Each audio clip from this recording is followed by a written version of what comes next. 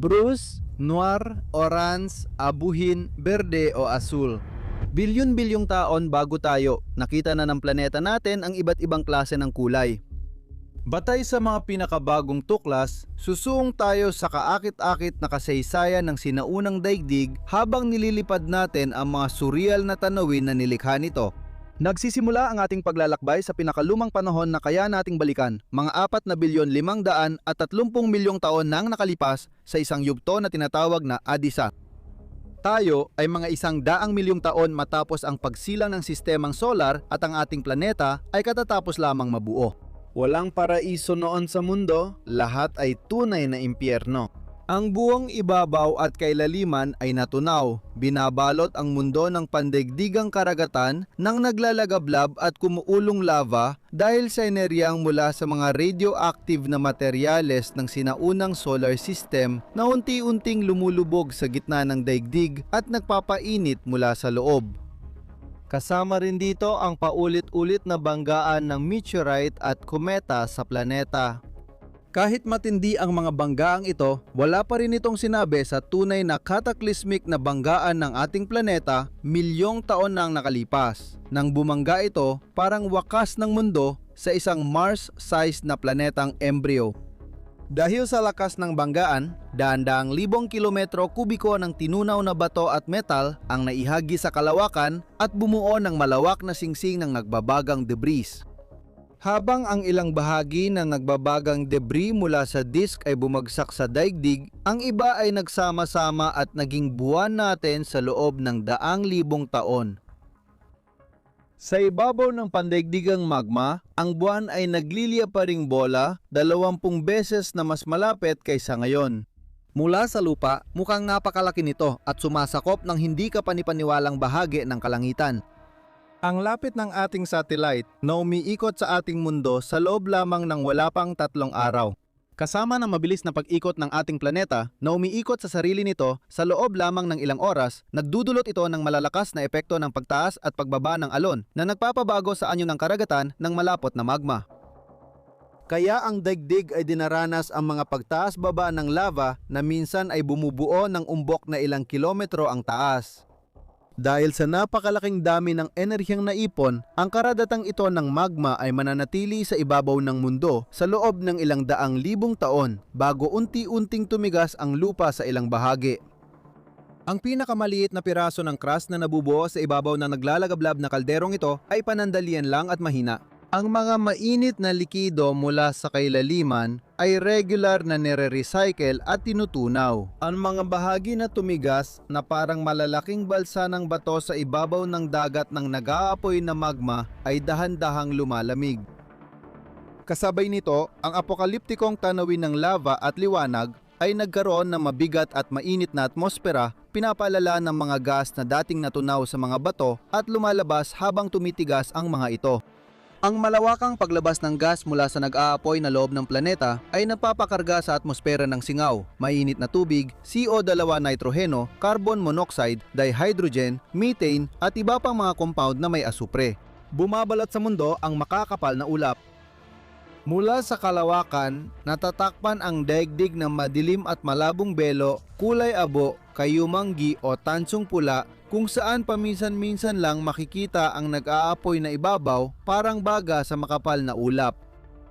Kung ipagpapalagay na posible ang mabuhay sa ibabaw, sa paglalakad dito, mas mararamdaman mong para kang gumagalaw hindi sa hangin kundi sa isang mainit na likido na kasing lapot at kasing lagkit. Dahil ang napakaraming singaw ng tubig na nakabitin sa atmosfera ay nagbibigay ng presyon na marahil ay 10 hanggang 100 beses na mas mataas kaysa sa alam natin ngayon. Sa magulong atmosfera, ang mga particle na may static na kuryente mula sa mga pagsabog at bagong bulkan ay nagpapadali sa pagbuo ng kidlat. Kaya halos palaging may kumikidlat at kulog na maririnig sa himpapawid. Sa malayo, parang walang hanggang dapit hapon ang tanaw. Dahil sa ilalim ng langit na ito na hindi talaga bumubukas, ang liwanag ng batang araw na mga 30% na mas mahina kaysa ngayon ay hirap na hirap tumagos at kumalat sa mga ulap. At mas mababa sa 1% ng papasok na liwanag ang umaabot sa ibabaw. Kamangha-mangha, kahit na mas mahina ang araw kaysa ngayon, ang proseso ng paglamig ng planeta ay medyo mabagal. Dahil ang makapal na atmosperang mayaman sa mga greenhouse gas ay kumikilos bilang takip na nagkukulong ng init. Ang sinaunang daigdig ay mistulang planetang natatakpan kaya kakaunti lang ang enerhiya ng lava na nakakalabas sa kalawakan. Habang karamihan ay nakakulong dahil sa matinding greenhouse effect. Sa loob ng humigit kumulang 20 milyong taon, ang tubig dito ay umiral lamang bilang singaw. Habang bumababa ang temperatura, dahan-dahang natatakpan ng mas makapal na crust ang ibabaw ng planeta. Puno ng mga bitak na bulkaniko, ang ibabaw nito ay parang balat ng naghilom na dragon. At kapag ang temperatura sa ibabaw ay bumaba sa 373 degrees ang tubig, ay lumalabas mula sa critical nitong yugto. Sa ilalim ng langit na halos 200 beses mas mabigat kaysa ngayon, nagsisimula itong kumondensa. Biglang nagbabago ang kalagayan ng planeta. Sa loob ng libu-libong taon, bumuhos ang matitinding ulan sa buong mundo. Ang tubig mula sa langit ay unti-unting pinupuno ang unang mga karagatan. Ang mga karagatang ito ay umaabot sa ilang daang degree ang temperatura at nananatiling likido dahil sa matinding presyong dulot ng atmosfera gaya ng pressure cooker. Kapag bumaba na sa 300 degree ang temperatura sa ibabaw, halos 2 kilometro na ang lalim ng mga karagatan. At habang patuloy na nababawasan ang singaw ng tubig sa atmosfera, mas nagiging epektibo ang pagtakas ng radyasyon papalabas ng kalawakan at mas bumibilis ang paglamig ng daigdig. Pagkatapos ng baha, halos buong mundo ay natakpan ng karagatan at ilang bulubunduking bulkaniko lang ang lumilitaw saglit. Ang mga madidilim na lupaing ito na may mga pulang bitap ay madalas na natatabunan at nilulunod ng umaakyat na magma at kinakayod din ng mararahas na galaw ng karagatan. Dahil sa lapit ng buwan, ang mga puwersa ng alon ay daan-daang beses na mas malakas noon kaysa sa nararanasan natin ngayon. Kaya't ang antas ng tubig ay umaabot ng halos 100 metro, ang taas at baba ng ilang ulit sa isang araw. Ang daigdig ay umiikot sa sarili nito sa loob lamang ng 10 oras at ang mga siklo ng alon ay sunod-sunod at napakabilis. Dito, ang mga bato ay patuloy hinuhugasan ng asidong ulan at mainit na tubig ng unang mga karagatan. Kaya dahil sa maraming natutunaw na mineral na sumisipsip ng liwanag, nagkakaroon ito ng madidilim na ulay. Kung mayroon kang matalim na mga mata para makita sa ilalim ng mga ulap, mapapansin mong sa abot tanaw, wala pang mga hanay ng bundok at wala pang tunay na kontinente. Dito, tanging ang mga bulkan lang na nakahanay sa kahabaan ng napakalalaking bitap ang pansamantalang bumubutas sa nag-iisang karagatan. At ang milyon-milyong taon tulad ng lava ay patuloy na dumadaloy, bahagyang nagbago muli ang mukha ng daigdig. Ang makapal na tabing ng atmosfera na bumabalot dito ay unti-unti nang nagpapakita sa ilang bahagi ng malalawak na umuusbong na mga kontinente na nabuo dahil sa aktibidad ng mga bulkan na nananatiling napakatindi. Sa kabila ng lahat, bihira pa rin ang matibay na lupa sa daigdig. Ilang porsyento lang ng planeta ang lumilitaw na lupa at ang mga anyong lupa ang pansamantalang lumilitaw sa karagatan ay pira-piraso at di matatag. Karamihan sa mga ito ay naaagnas o nare-recycle sa loob ng ilang milyong taon. Kahit hindi na tuloy-tuloy naglalagablab ang planeta at luminaw na ang ilang bahagi ng atmosfera, kahit saan magtagpo ang lava at ang karagatan, nagbubuo ito ng mga ulap ng singaw ng tubig sa kalangitan, dahilan ng makakapal at halos permanenteng ulap. Ang atmosfera ay nananatiling lubang korosibo at ang kalangitan na laging puno ng mga partikulang bulkaniko ay nagpapakalat ng sikat ng araw na hirap makalusot hanggang sa ibabaw. Binalot ng malagatas na liwanag ang tanawin at ang mga kulay ay naging dilaw, kayumanggi at kupas. Kung parang mahika kang mailipat dito, halos agad kang mamamatay dahil ang hangin na puno ng CO2 at nitroheno ay walang oksiheno kaya hindi ito malalanghap. Gayunpaman, sa kabila ng lahat, ang hindi kaaya-ayang kapaligirang ito ay labis na produktibo. Dahil ang sinag ng araw ay patuloy na sumisira sa mga molekula ng methane sa atmosfera, nagdudulot ito ng sunod-sunod na komplikadong chemical na reaksyon at maraming uri ng pabago-bagong organikong elemento. Ang sinag ng batang araw ay nakakatulong din sa pagbuo ng mga aerosol. Ang mga pabago-bagong partikula na sentro ng kondensasyon ay tumutulong sa pagbuo ng ulap na mukhang hamog o may halong asupre. Kaya posibleng kulay kahel noon ang ating asul na planeta kapag tiningnan mula sa kalawakan.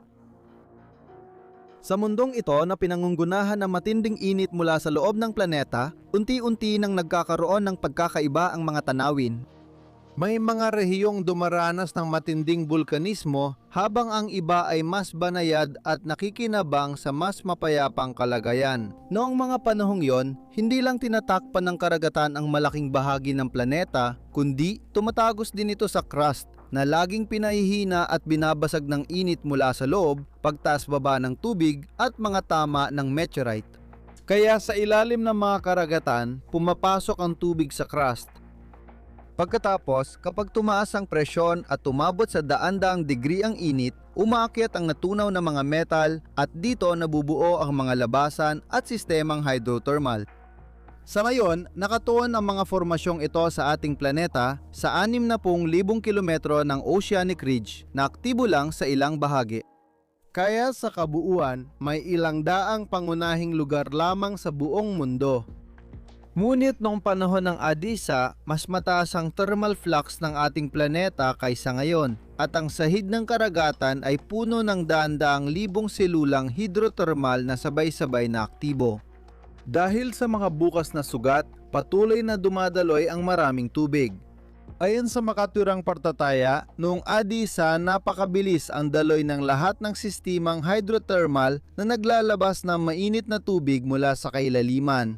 Ay katumbas ng dami ng lahat ng karagatan sa buong planeta na dumaan sa crust ng mundo sa loob lamang ng ilang 10 hanggang daan-daang libong taon. Sa ganitong mainit na mundo, 4 na bilyong taon na ang nakalipas, nagsimula ang panahong Archean. Pumapasok tayo sa yugto ng kasaysayan ng daigdig kung saan may mga batong buo na narating tayo.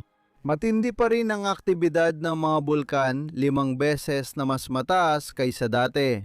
Ang mga kakaibang sobrang likidong lava na tinatawag na komatita ay madalas umaagos sa ibabaw. Nilulubog ang mga reyon sa ilalim ng daan-daang metrong kapal ng magma. May mga bahagi ng crust ng mundo na hindi ganap natutunaw.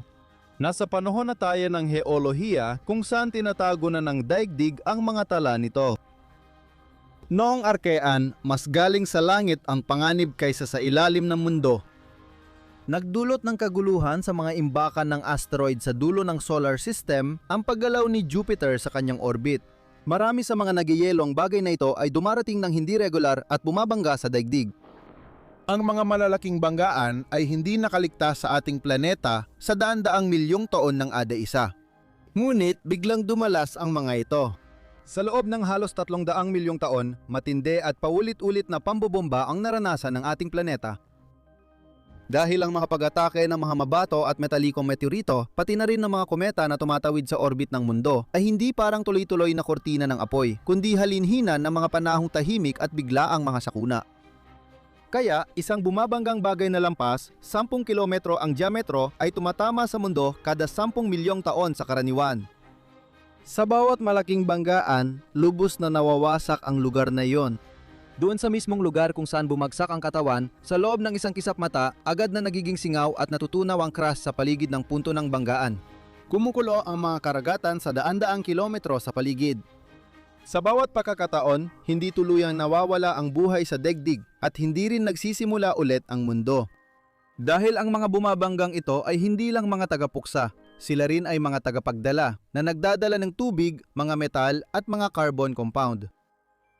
Sa huli, sa loob ng unang 700 milyong taon ng pag-iral ng daigdig, ang mga yelo mula sa mga kometang bumagsak dito ay nakatulong para halos madagdagan ng 10 beses ang dami ng tubig sa ibabaw ng mundo. Sapat ito para magtaas ng antas ng karagatan sa mundo ng daan-daang metro.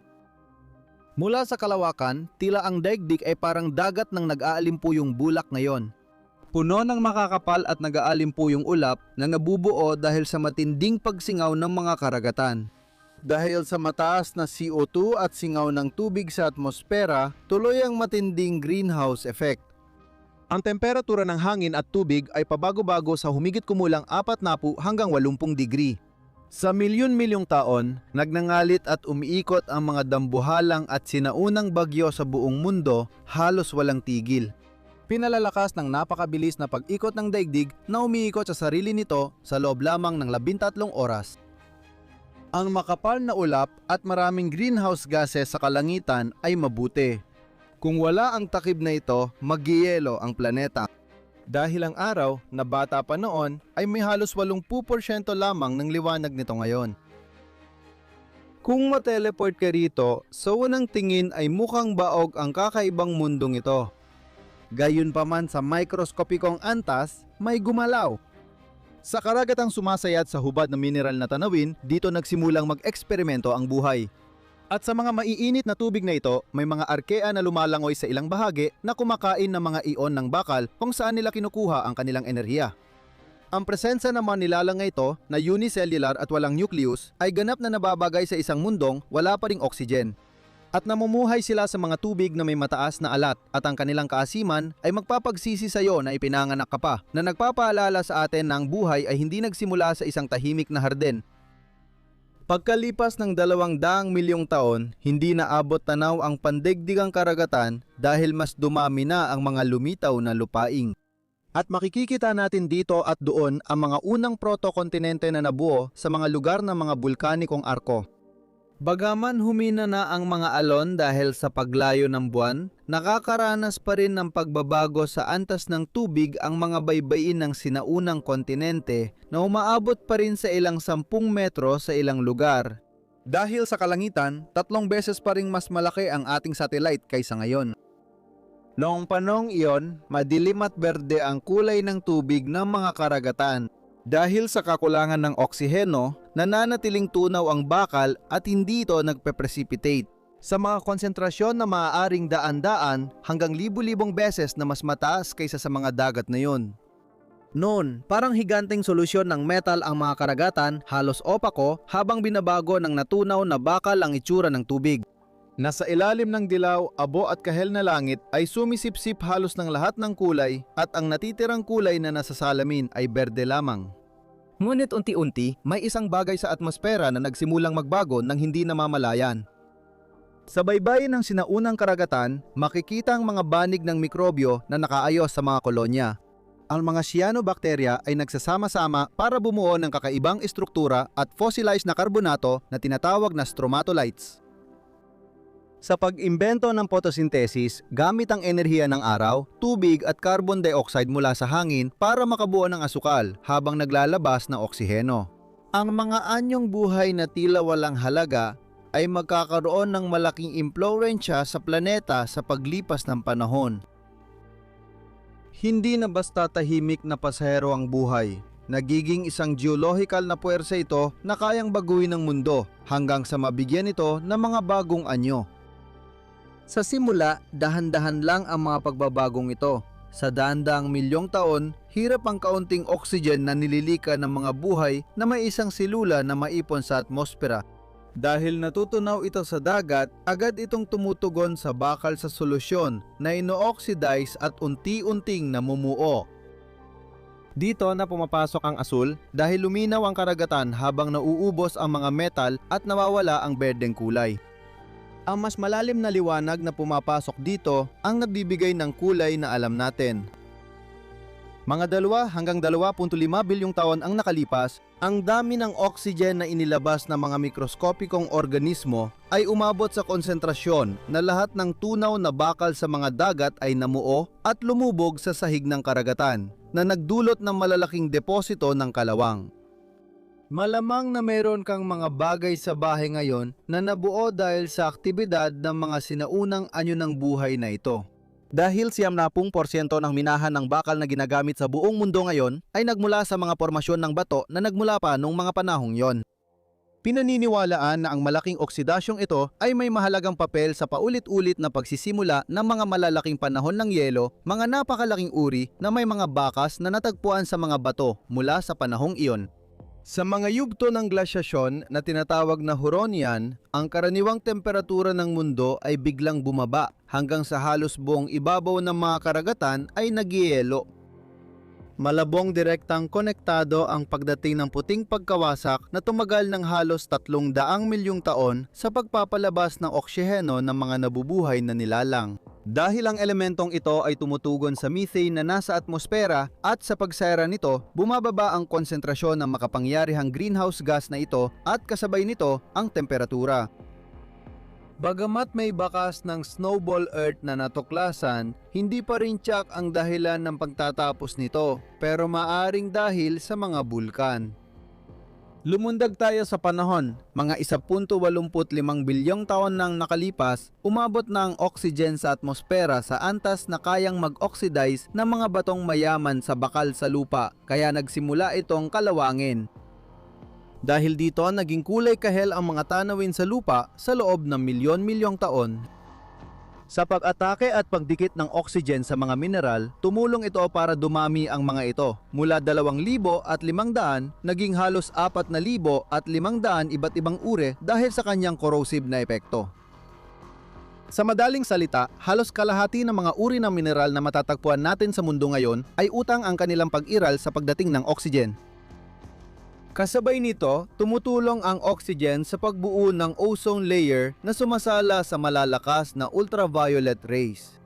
Ang layer na ito ang magpapahintulot sa mga nilalang na makalabas at maglakbay sa bukas na hangin. Dahil sa pagdating ng oxygen sa tubig at atmosfera, unti-unting nanaig ang mga organismong kayang gumamit nito para sa enerhiya kaysa sa mga umaasa lang sa fermentation. Habang kinakalawang ang mga kontinente, nagiging mas malinaw ang hangin. Sa loob ng nakaraang 2 hanggang 2.5 bilyong taon, maraming pinagdaanan ang daigdig. Ngunit hindi kailanman naging asul ang langit. Dahil sa kawalan ng ozone, ang lakas ng ultraviolet na sinag ay patuloy na lumilikha ng mga molekulang bumubuo ng makakapal na ulap singaw. Kaya naman, ang aktibidad ng mga mikroskopikong nilalang ay literal na nagbago sa itsura at kulay ng mundo. Minsan, ang ebolusyon ay isang revolusyon na hindi mo aakalain. Sa ilalim ng mga tanawing nagiging pamilyar sa atin, dito nang tatapos ang ating paglalakbay sa pagtuklas ng sinaunang lupain. Nagsimulang sakupin ng pinakaunang mga halaman ang kalupaan mga 500 milyong taon nang nakalipas.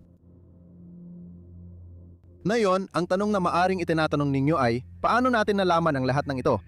Ano ang bago sa kwentong ito? Paano nagbago ang pananaw natin sa nakaraan ng planeta dahil sa mga bagong tuklas? Kung masigasig kayo sa paaralan o mahilig sa mga dokumentaryo tungkol sa kasaysayan ng daigdig, malamang pamilyar na kayo sa kwentong ito na inilahad sa 2 magkaibang yugto. Sa kabilang banda, ang Adin ay tinutukoy bilang walang hanggang impyerno. Isang matinding bangungot sa planeta na puno ng init, pagsabog, pagbagsak ng meteorite at madalas ilarawan bilang baog at hindi matirhan dahil sa matinding karahasan. Sa kabilang banda, ang Archean ang panahon ng pinagmulan, kung kailan ang mundo ay kumalma, lumamig at naging matatag para mapanatili ang likidong tubig, mga kontinente at sa huli, buhay. Pagkatapos, sa pagitan ng 2 malalaking yugto, karaniwang inilalarawan ang isang malinaw na hangganan na tinatakan ng huling matinding pambubomba kung saan ang pagbagsak ng meteorite at kometa ang nagdala ng karamihan sa tubig sa mundo ngayon. Maliban na lang sa mga natuklasan nitong mga nakaraang dekada at naipakita na namin sa inyo ang mga pangunahing punto ay nagdulot ng pagbabago. Ang mundong dating nakakulong sa impyerno ay napalitan ng pananaw sa planetang hindi na naghintay matapos ang karahasan para maging chemical na kaakit-akit. Ngayon, naniniwala tayong mabilis na buo ang mga karagatan at karamihan ng tubig ay naroon na mula simula. Mahirap mag-aral noon panahon ng Aden dahil laging nagbabago ang ibabaw ng planeta. Gayunpaman, kahit na halos nabura ng daigdig ang halos lahat ng panahong yon, may mga maliliit ngunit napakamakahulugang mga saksi mula sa napakatagal ng panahon na nakarating sa atin. Ang mga saksi na ito ay ang mga sirkon. Ang mga kristal na ito, na kadalasan ay mas maliit pa sa isang butil ng buhangin, ay napakatibay, kaya nilang manatiling buo sa loob ng bilyon-bilyong taon. Sa mga bato kung saan sila nabuo, kahit na ang mga ito ay nadurog, nailibing at natunaw muli. Sa pagsusuri ng mga atomong bumubuo sa zircon, nagkaroon ang mga mananaliksik ng paraan para makita, kahit di direkta, ang sinaunang daigdig. Natuklasan sa mga bato ang mga zircon kristal na higit 4 hanggang 4.3 bilyong taon na ang tanda. Ipinapakita ng komposisyon na nabuo ito dahil sa pakikipag-ugnayan sa likidong tubig, patunay ng mga karagatan sa planeta halos 100 milyong taon matapos mabuo. Tandaan, ang presensya ng zircon ay patunay ng likidong tubig pero hindi ibig sabihin nasa ibabaw ito. Dahil nagyelo ang tubig mula sa ibabaw, maaring nabuo ang mga zircon na ito sa isang daigdig na balot ng yelo na may likidong karagatan sa ilalim. Ang pag-aaral sa mga atok ng asupre mula noon ay nagtataglay ng bakas na mga reaksyon Na maari lamang mangyari sa isang makapal na atmosfera na napakakaunti ng oksiheno at nalalantad sa matinding ultraviolet na radyasyon. Ang mga atom ng bakal na naipon ng Arkeano at ngayon ay nasa malalaking deposito ay saksi ng panahong ang metal ay malayang gumagalaw, reaktibo at laganap bago ito pinamuo ng pagdating ng oksiheno. Ang ikalawang bagong tuklas na nagbago sa ating pananaw sa kasaysayan ng sinaunang daigdig ay tungkol sa huling matinding yugto ng mga banggaan. Mahalagang maunawaan na upang pag-aralan ang mga pinakalumang yugto ng kasaysayan ng ating planeta, isang paraan ay ang pagtingin sa kasaysayan ng ating satellite. Ang buwan, di tulad ng Earth, ay halos buo pa rin ang tala ng kasaysayan nito. Sa daigdig, ang pagguho, bulkanismo at paggalaw ng mga tectonic plate ay nagbura sa halos lahat ng bakas ng panahong iyon. Pero ang guwan ay isang patay na katawang celestial, walang atmosfera, bulkan o karagatan na pwedeng magtunaw o magguho, kaya nananatili ang mga bakas ng sugat nito sa pagdaan ng panahon. Kaya ang ibabaw ng buwan ay puno ng bakas ng sunod-sunod na banggaan. Ang iba ay mula pa nung unang daan-daang milyong taon ng solar system. Sa pag-aaral ng edad ng malalaking banggaan sa ating satellite, natutukoy natin hindi lang edad ng banggaan, kundi pati dalas ng malalakas na pangyayari sa panloob na solar system. Matagal nating inisip na sa pagsusuri ng mga batong dinala pabalik mula sa mga bunganga sa buwan, napatunayan ang malalakas na pagulan ng asteroid at kometa na sumira sa mundo at nagdala ng maraming tubig na kakulong sa mga asteroid at kometang iyon. Dahil sa mas malalim na pag-unawa sa solar system at pag-unlad ng teknolohiya sa pagtukoy ng edad ng mga batong buwan, kamakailan ay nabigyang duda ang senaryo ng huling matinding yugto ng mga banggaan. Ipinakita nito na ang dilubyong ito mula sa kalangitan ay hindi gaanong nakatulong sa pagdagdag ng tubig sa mga karagatan kaysa sa una nating inakala. At higit sa lahat, napag-alaman na ang pagbuhos na ito ay mas kalat-kalat at mas malayo ang pagitan sa paglipas ng panahon kaysa sa una nating akala. Kasabay nito, ang pagsusuri ng mga space probe sa uri ng tubig sa mga kometa at asteroid ay lalo pang nagpatibay ng ating paniniwala na ang malaking bahagi ng tubig na nasa ating planeta ngayon ay naroon na sa pinaghalong tuno ng mga bato na pinagmulan ng ating mundo. At na ang mga karagatan ay pangunahing bunga ng matinding paglabas ng gas mula sa sinaunang daigdig. Ang lahat ng mga natuklasang ito, kapag pinagsama-sama ay nagdudulot na ang kasaysayan ng ating planeta, ayon sa pagkakaintindi natin ngayon, ay hindi na parang isang malinaw na paghihiwalay sa pagitan ng impyerno at ng pagiging mapagpatuloy sa buhay. Bagkus, ito ay mahabang transisyon na may unti-unting pagbaba ng enerhiya at matitinding pangyayari kung saan hindi naghintay ang buhay na maging perpekto bago lumitaw at umusbong.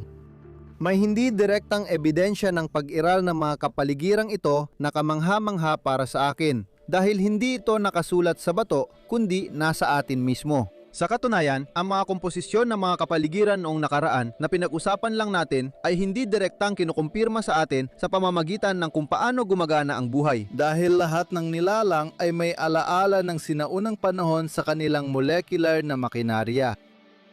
Ang kakaibang chemistry ng mga kapaligirang ito ay nag-iwan nga ng mga bakas, mga uri ng functional na fossil na makikita nating nakaukit sa arkitektura ng mga molekulang bumubuo sa atin. Kaya kapag sinusuri natin ang mga pangunahing reaksyon sa loob ng bawat selula, makikita natin maraming biochemical na sirkito ang umusbong na may kabuluhan lang sa mga kapaligirang naiiba sa kasalukuyang mundo. Ang mga enzyme na sensitibo sa oksiheno na bahagi ng pangunahing metabolismo ay functional na relikya ng panahong ang oksiheno ay bihirang lason pa lang at hindi yaman. Ang mga unang bersyon ng mga enzyme na ito ay lumitaw noong panahon ng Arkeano kung kailan halos wala pang oksiheno. Kalaunan, habang kumalat ang molekulang ito, ginamit nito ang dating mga inobasyon at nag-develop ng molecular na protection gaya ng antioxidant enzymes para makibagay sa presensya nito. Ngunit ang pinakapuso ng metabolismo ay nanatili. Kaya karamihan ng anyo ng buhay ay gumagamit pa rin ng anaerobic metabolic pathway sa gitna ng energy network kahit nabubuhay tayo sa mundong may oksiheno. Gayon din, ang paggamit ng maraming mahalagang enzyme ng bakal at asupre ay nagpapakita ng presensya ng mga elementong ito sa karagatang pinagmula ng mga organismo. Sa kasalukuyan, hindi optimal ang mga pagpiling ito. Nagsimula ito sa mundong maraming natunaw na bakal at walang malayang oksiheno. Sa madaling salita, kung saan nabura ang mga bato, ang mga tungkulin ay nagpatuloy. Taglay ng ating sariling estruktura ng materya ang mga limitasyong iniwan ng mga tanawing matagal nang naglaho. Hindi lang aliw sa isip, ang pag-aaral ng kondisyon noon sa daigdig ay nagbibigay daan upang masilip natin ang hiwaga ng paglitaw ng buhay. At subukang alamin kung paano ito nagawang lumitaw ng napakabilis sa mga kapaligirang agad mong pagsisisihan na ipinanganak ka kung ilulubog mo man lang ang iyong daliri sa paaron. Kahit sa dami ng bagong tuklas, nananatiling misteryo ang pinakamalaking hiwaga. Hindi pa rin natin tiyak kung kailan at paano nagsimula ang buhay. Habang naghihintay, tandaan na hindi kailangan laging mag-isip ng paralel na mundo para makaranas ng bago. Minsan sapat nang umupo at tanungin ang sarili kung ano ang itsura ng lugar na ito bilyong taon na ang nakalipas. Dahil sa agam, nabigyan natin ng pahalan at naitanim sa imahinasyon ang mga tanawing di pa nakikita ng tao. At ang nakaraan ay tila ibang planeta sa ating isipan. Pero wag muna kayong umalis. Makikipag-usap pa tayo sandali kay Frank, ang mananaliksik na tumulong sa akin sa pagsulat ng episode na ito. Frank, magandang araw at salamat sa muling pagsama sa akin sa pagsulat ng episode na ito. Ngayon, sinundan natin ang isang senaryo na tugma sa alam natin at maaaring buo din bilang ang atmosfera ay mayaman sa mga greenhouse gas at ang mundo ay medyo mainit. At mayroon ding iba pa. May mga alternatibo rin dito. Matagal mong sinaliksik ang mga tanong na ito at mukhang ang tesis mo ay tungkol sa komposisyon ng sinaunang atmosfera. Maaari mo ba kaming kwentuhan tungkol sa ibang posibleng landas o senaryo at kung bakit mahirap magkaroon ng malinaw na pananaw dito? Oo, Mahirap talaga. Sa totoo lang, nakakainis pa nga. Talagang gusto nating magkaroon ng makina na pwedeng maglakbay sa panahon. Kaya habang mas bumabalik tayo sa nakaraan, mas kaunti ang matibay na ebidensya o limitasyon tungkol sa kung ano talaga ang nangyayari sa mundo noon.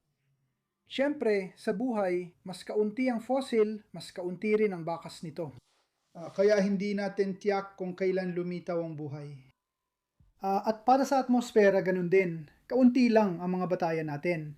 Meron tayong isang medyo maasahang batayan. Ito ay ang panahon kung kailan naging pangunahing bahagi ng atmosfera ang oxygen. Pangunahing bahagi kahit papano pagdating sa papel nito sa chemical na aspeto. Mga 2 hanggang 2.5 bilyong taon nang nakalipas o 2 hanggang 2.3 bilyong taon nang nakalipas.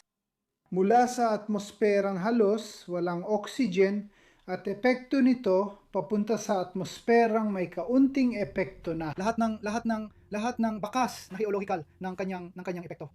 At ito ay talagang isang napakahalagang pagbabago para sa mineralohiya pero pati na rin sa mga nabubuhay. At kung babalik tayo sa nakaraan, oo, papunta tayo sa hindi alam na unti-unting nababawasan ang mga limitasyon. Kaya kung uulitin natin ang kwento mula sa simula, malapit sa pagbuo ng daigdig, Ang mga saksi natin doon ay, ayon, ang mga meteorite. Mas ang ibang mga katawan sa solar system kaysa sa mismong daigdig ang tinitingnan na parang nakakalimutan na ang daigdig mismo. Kaya meron tayong mga modelo. Sa madaling salita, nagsisimula tayo sa isang daigdig na gawa sa mga meteorite at napakainit. Tapos, hinahayaan natin itong lumamig. Habang lumalamig, naglalabas siya ng gas na bumubuo ng atmosfera mula sa mga naipong gas bilang mga bato. Hindi niya naipon ang mga gas mula sa paligid, tulad ng ginawa ni Jupiter o Saturn, kasi matagal na buo ang daigdig. Wala na siya sa gas disk nung nabuo siyang likido. Naglalabas siya ng gas habang lumalamig, dahil mas kaunti ang gas sa solidong bato kaysa sa likidong bato. Kaya inilalabas ito at nabubuo ang atmosfera. At kaya sa idea natin, ito ay isang atmosfera na medyo gawa sa singaw ng tubig at carbon dioxide sa simula. Pero maaaring may iba pang sangkap na di pa malinaw. At dito, ang distansya ng daigdig mula sa araw ay medyo critical. Yan, at pati na rin ang ebolusyon ng araw. Dahil sa totoo lang, kung ang araw ay nagkaroon na agad ng liwanag na katulad ng ngayon, mula pa nung nabuo ito, mas mahina pa noon, malinaw na, mga 70% lang ang liwanag nito. At kung ganoon, ang singaw ng tubig sa atmosfera ay hindi sana nagawang maging karagatan. Kapag pinasingaw ang mga karagatan ng daigdig, sobrang lakas ng gas at greenhouse effect, kaya di na muling magiging likido ang tubig. Sa totoo lang, ang pagiging mas mahina ng araw noon ay naging, ano nga ba tawag doon? Isang salbabida, pagkakataon para sa daigdig. Kaya yun, ang daigdig ay nasa tinatawag nating zone habitable. Pero hindi lang yun ang nagdedetermina ng lahat. Alam mo ba, may zone na posibleng magkaroon ng karagatan. Mahalaga ito sa usapan natin mamaya dahil ang klima ng daigdig ay stable at may 3 estado ng katatagan. Kung evaporize mo ang atmosfera, mayon ay mananatili itong singaw. Noong bagong buo ang daigdig, sapat ang liwanag ng araw para ito ay mag-condense. Kung sisimulan mo ito na nagyelo, mananatili itong nagyelo dahil marami itong nire-reflect na radiation, kaya malamig. At kung sisimulan mo naman na may likidong tubig sa ibabaw, mananatili rin ito. Mananatili itong ganun. At kaya natin lumipat mula sa isang estado, papunta sa isang estado. At ayun, kapag ang karagatan ay naging kondensado na, may araw pa rin tayo na hindi masyadong maliwanag, kaya dapat nagyelo ang daigdig at mananatiling nagyelo. Kaya kailangan natin ng greenhouse gas na mas epektibo kaysa sa meron tayo ngayon. Ang unang palagay na siyang pinakamakatuwiran at base sa nangyayari ngayon ay ang carbon dioxide ang pangunahing greenhouse gas noon. Kaya sa simula ng kasaysayan ng daigdig, mas marami talagang kailangan kaysa ngayon. Totoo yon. Dapat itong maging mahalagang bahagi ng atmosfera, halimbawa, 500 beses na mas marami ang carbon dioxide kaysa ngayon. Mama 20% ng atmospheric pressure ng 1 bar para magkaroon ng greenhouse effect, para magkaroon ng sapat na greenhouse effect. Kaya posible talaga ito pagdating sa reserba ng CO2, marami pa tayong higit pa dyan. Sa mga carbonate na mga bato na naglalaman ng CO2, meron tayong katumbas ng mga 40 bar na nakaimbak sa crust ng mundo. Posible nga ito, pero nangyari ba talaga? Hindi sigurado. Ngayon, meron tayong cycle ng carbonate silicate na nagpapanatili, masasabi ko, ng temperatura sa itaas ng 0 degree. Pero, itong cycle ba na nagre-regulate ng temperatura ng daigdig, gumana na ba ito agad sa kasaysayan ng daigdig? At para sa mga antas ng CO2 na kasing taas nito, mahirap talagang malaman ng sigurado. Kasi kapag maraming CO2 sa atmosfera, nagiging acidic ang mga karagatan at hindi matatag ang mga carbonate sa mga acidic na karagatan, parang cream sa suka. Kaya hindi ito gumagana ng maayos. Pero ito ang tinatawag nating karaniwang senaryo ayon sa kasaysayan. Habang tumataas ang liwanag ng araw, ayun, bumaba ang dami ng carbon dioxide. May parang thermostat na nagre-regulate sa dalawa. Kaya napunta tayo sa kasalukuyang sitwasyon. Sa gitna nito, may prosesong tinatawag na oxygenation. May isa pang senaryo kung saan hindi maayos ang cycle ng carbonate silicate, kaya kailangan natin ng isa pang greenhouse gas na methane. At ang methane, hindi tulad na yon na galing sa pagkabulok ng mga bagay o ng mga nabubuhay na organismo, kundi methane na napoproduce sa ibang paraan na mas marami pa. Paano ko ba ipapaliwanag na hindi ito nakadepende sa mga buhay, pero gawa pa rin ng buhay mula sa simpleng elemento gaya ng carbon dioxide at hydrogen na tinatawag na methanogenesis? At nasa isang atmosfera na walang oxygen, mas laganap ito kaysa ngayon. at sa isang atmosfera na walang oxygen. Mas madaling makaipon ang methane na ito. Kasi ang methane at oxygen ay nagre-react sa isa't isa at nagiging carbon dioxide at tubig. Posible tayong magkaroon ng methane, isang malakas na greenhouse gas na hindi dapat sumobra. Kapag mas marami ito kaysa CO2, pwedeng magdulot ng mga ulap tulad sa Titan na bumabalik ng sikat ng araw at nagpapalamig. Hindi ito maganda. Maaring nangyari yon na nagkaroon ng panahon ng nagyelong mundo.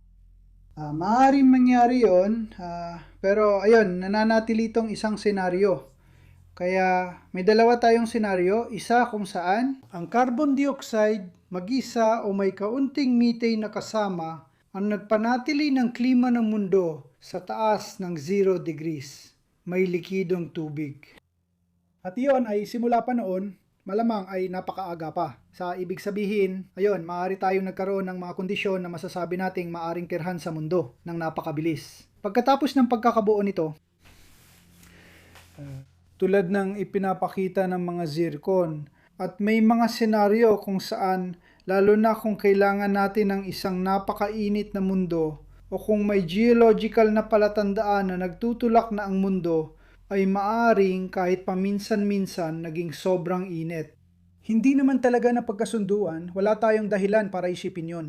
Noon, naniwala tayo dahil sa ilang isotope tulad ng oxygen at silicon na nagpapahiwatig nito. Mukhang palatandaan lang ito ng mataas na temperatura sa lokal na hydrothermal na sistema. Pero kung kinakailangan talagang uminit at na hindi sapat na napapanatili ng cycle ng carbonates ang carbon dioxide sa atmosfera. Posible na may papel ang methane. At kung may papel na ang methane, ibig sabihin may mga nangyaring medyo magulo sa antas ng atmosfera. Noong nagsimulang gumawa ng buhay, ang oxygen, kasi hindi magkasundo ang methane na yon at oxygen, kaya nung dumating ang oxygen, malamang bumaba ang dami ng methane. At kaya ang greenhouse effect ng methane. Kaya, sa paglikan ng hindi matatag na klima o global na glaciation, meron tayong tinatawag na Huronian glaciation na naganap mga 8 o 7 bilyong taon na ang nakalipas. Na maaring maiugnay sa pagdating ng oxygen sa isang klima na kontrolado ng methane. Kasing salimot nito, kasing kapanapanabik din ito, At may napakakaunting mga hadlang. Kaya, totoo, mahalagang panatilihin ang salitang senaryo. Maaring makontra ito ng mga bagong senaryo. Maaring nalimutan natin ang ilang mahalagang sangkap ng atmosfera. Pero ito ang mga pangunahing punto ng itinuturing natin ngayon. Gusto ko ring balikan sandali ang pagtipon ng oksiheno. Para sa akin, nakakatuwa at medyo taliwas sa inaasahan na isipin na ito'y naganap mahigit 3.5 hanggang 2.5 bilyong taon nang nakalipas. Yung katotohanan na ang buhay ay gumagawa ng oksiheno na unti-unting naipon sa atmosfera ay nauwi sa kung ano ang iniisip nating halos ganap na glasyasyon, kaya ang buong planeta ay nabalutan ng yelo. Naisipin na ang mga epekto ay sa sukat ng buong mundo, sa sukat ng isang planeta. Ang aktibidad ng mga mikrobyong anyo ng buhay ay sa paglipas ng mahabang panahon ay tuluyang nagbago ng buong atmosfera. Maraming tao ako, may napapansin ako, madalas kong naririnig, sinasabi nila na ang mundo, ang lupa, ay masyadong malaki, masyadong malawak para magawa nating baguhin ang kahit ano sa klima. Pero ang klima ay atmosfera, hindi lupa. Isa itong manipis na sapin na maliit na bahagi ng mundo. Kaya nating baguhin ito at nagawa na natin ito sa 1,000 taon. Ngayon, binabago natin ang klima sa pamamagitan ng pagtaas ng carbon dioxide. Ang carbon dioxide ay maliit na bahagi ng atmosfera, pero malakas ang epekto sa greenhouse kahit kaunti lang ito. Dito pinag-uusapan natin kapag bumabalik tayo sa oksenasyon ng daigdig tungkol sa isang pangyayari na ipinapakita nito, ayan, tayo ay mula sa walang oksiheno noon, ngayon ay may 20% ng oksiheno sa atmosfera. Kaya noong oksinasyon, hindi agad tayo mula 0 hanggang 20. Mula sa napakaliit at di masukat na dami na walang epekto sa kapaligiran, papunta sa isang molekula na, sa madaling salita, kumukontrol sa kimika. At yun. Ayan, ibig sabihin siguro na baka meron, hindi ko alam, siguro 1 o 0.1% ng dami ng oxygen. Ngayon, na kung tutuusin, ay hindi na rin masama at may mga epekto na rin ito. Totoo, binago nito ang kapaligiran, kaya dapat nating isipin ang epekto nito sa mga nilalang noon. Mayroong isang napakahalagang epekto. Dahil sa pagdami ng oxygen mula sa photosynthesis, nabubuo ang ozone layer. Ibig sabihin, ang molekulang O3 ay naiipon sa gitna ng atmosfera at sinasala ang mapanganib na ultraviolet rays. Kaya kailangan nating isipin na ang mga tagalikha ng oxygen na ito, marahil ay mga uri ng cyanobacteria na nagsimulang lumikha ng oxygen bilang byproduct ng photosynthesis na naglalabas ng oxygen. Ibig sabihin, kinukuha nila ang tubig, hinahati nila ito gamit ang radyasyon, mga photon, liwanag, araw. Kinukuha nila ang hydrogen at pinapareak sa CO2 para makagawa ng organikong material gaya ng asukal at napapalaya ang oxygen mula sa tubig. At tayo naman, ginagawa natin ang kabaliktarang reaksyon, kinukuha natin ang oxygen, kinukuha natin ang asukal, pinapareak natin sila at naglalabas tayo ng tubig at carbon dioxide, kaya ginagawa natin ang kabaliktarang reaksyon. Pero ayan, ang buhay, noong naimbento nito ang photosynthesis, nagkaroon ito ng kakayahang yon. Ayan, siya ang nakaimbento.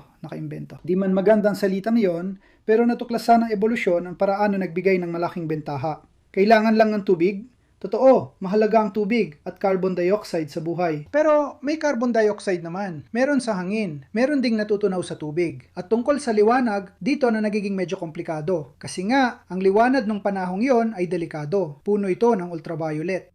Noon, ang buhay ay kailangang mag-photosynthesis sa ilalim ng tubig, buhangin o mga patong-patong. Hindi tulad na yon na kaya na ito sa ibabaw ng planeta o sa kaunting tubig. Posible rin ito sa ilalim ng mga patong ng patay na buhay o cyanobacteria. Sa katunayan, hanggang ngayon ay umiiral pa rin ito dahil dapat nating malaman na ganito, kapag ikaw ay nasunog sa araw, ang iyong balat ay nagbabago. Pero kung ikaw ay isang microorganismo at nasunog ka sa araw, mamamatay ka. Kaya hanggang ngayon, nangyayari pa rin ito. Ang mga cyanobacteria, hindi nila masyadong gusto ang maarawan, kaya may mga diskarte rin sila.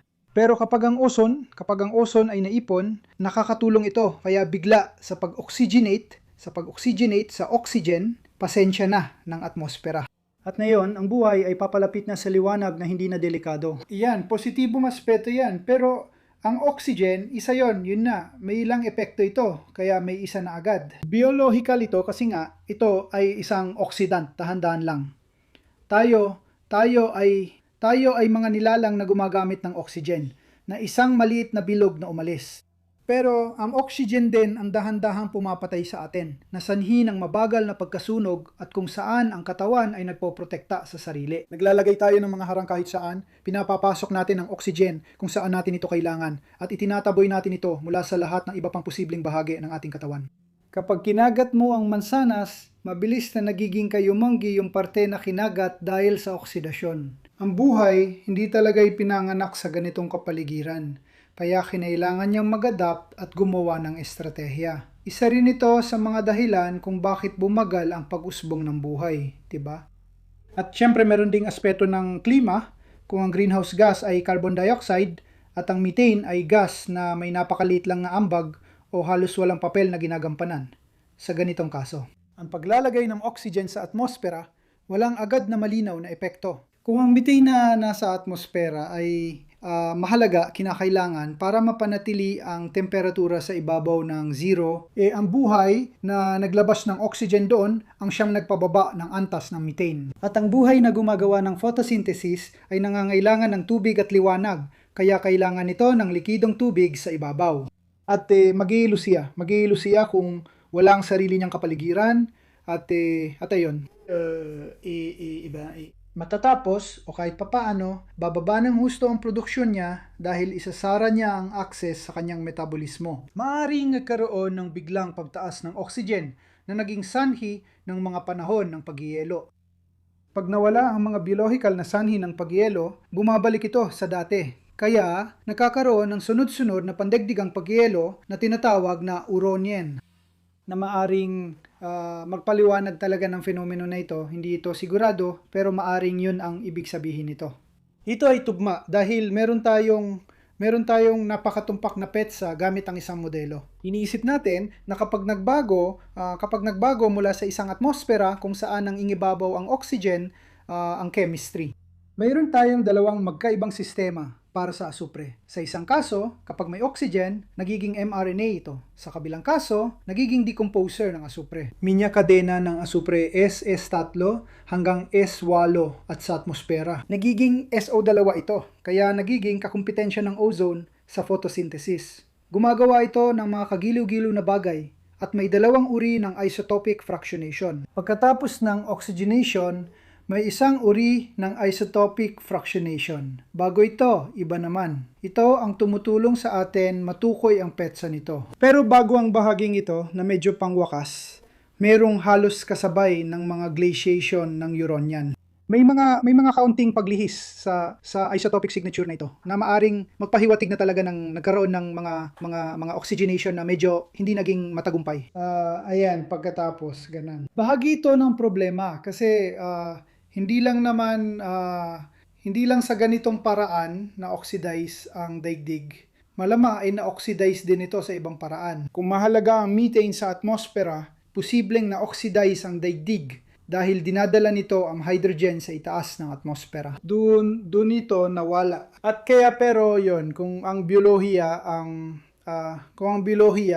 nag-produce ng methane na yon, posible yon sa kasong yun, yun din ang dahilan. Ang biolohiya, isa rin itong ibang anyo sa madaling salita ng paghubog sa daigdig ng mga mikroorganismo. Kaya, maging ang mga methanogen, maging ang mga ninuno ng cyanobacteria na nagsasagawa ng photosynthesis na lumilika ng oxygen. Sa maraming paraan, nagkaroon tayo ng mga terraformers na nagbukas ng daan sa mundong para sa atin, pero hindi talaga ganoon ang nangyari. Binabaliktad lang natin ang kasaysayan.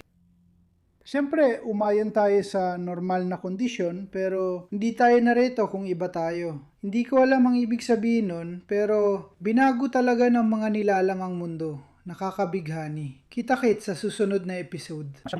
Dahil, para lang tapusin ito. Kasi ang buhay, yung mismong katotohanan na binago ng buhay ang mundo, yan ang malaking motibasyon kung bakit inoobserbahan natin ang ibang mga planeta. Kung bakit pinag-aaralan natin ang mga exoplanet. Isipin mo, baka makatagpo tayo ng isa pang planeta na bago rin ang buhay sa parang napakalawak at makikita talaga natin. Kaya, ang kwento ng daigdig ay malaking motibasyon sa paggalugad ng mga exoplanet. Maglalaan tayo ng isang buong episode sa totoo lang para sa tanong na ito.